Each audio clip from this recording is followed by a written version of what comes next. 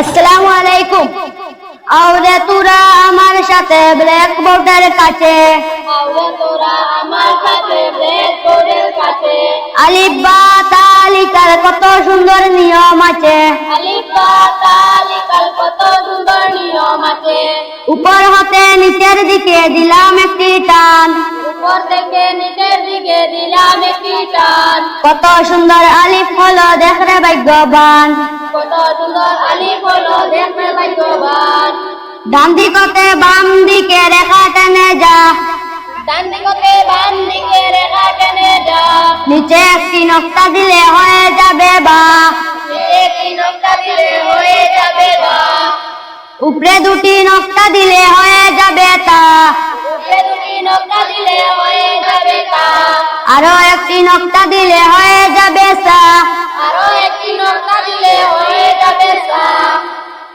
বাম দিকতে ডান দিকে সোজা করে টেনে,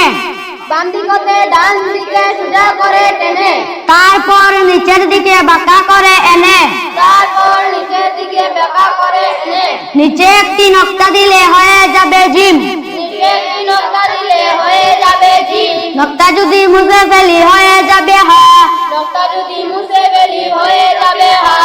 উপরে একটি নকশা দিলে হয়ে যাবে খ, উপর হতে নিচের দিকে বাঁকা করে দাল, উপরে একটি নকশা দিলে হয়ে যাবে জাল। উপর হতে নিচের দিকে বাঁকা করে রা, উপরে একটি নকশা দিলে হয়ে যাবে যা। তিনটা দণ্ড পেটটা মোটা নামটা বেটার সিন, উপরে তিনটি নকশা দিলে হয়ে যাবে শিন।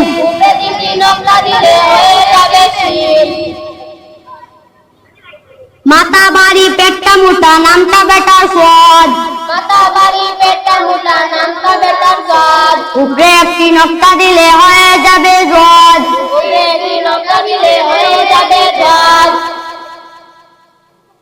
সোয়াদের মাথায় আলিফ দিলে হয়ে যাবে ক,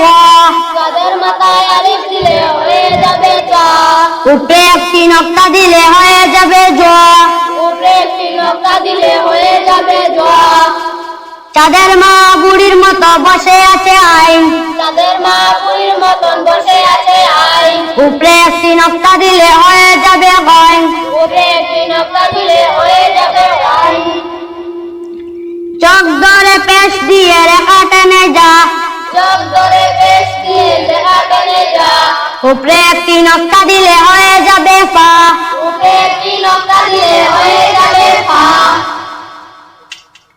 চোখ ধরে পেশ দিয়ে কফ লিখে যা,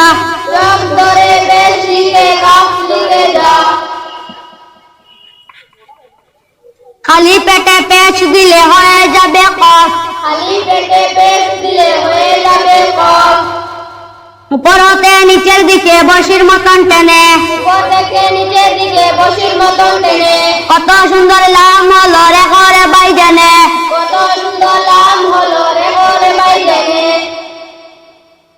মাথা মোটা লেজটা বারিক লিঙ্গ হুকা শোনো,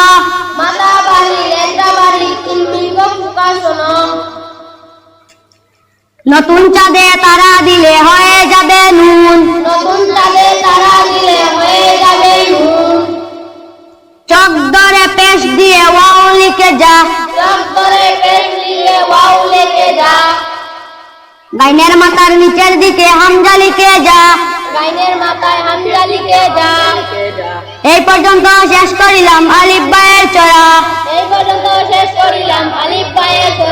জীবন ভরা মনে রেখো ভুলিও না তোরা, মুখস্থ করে তোরা চলে যাও ঘরে ঘরে,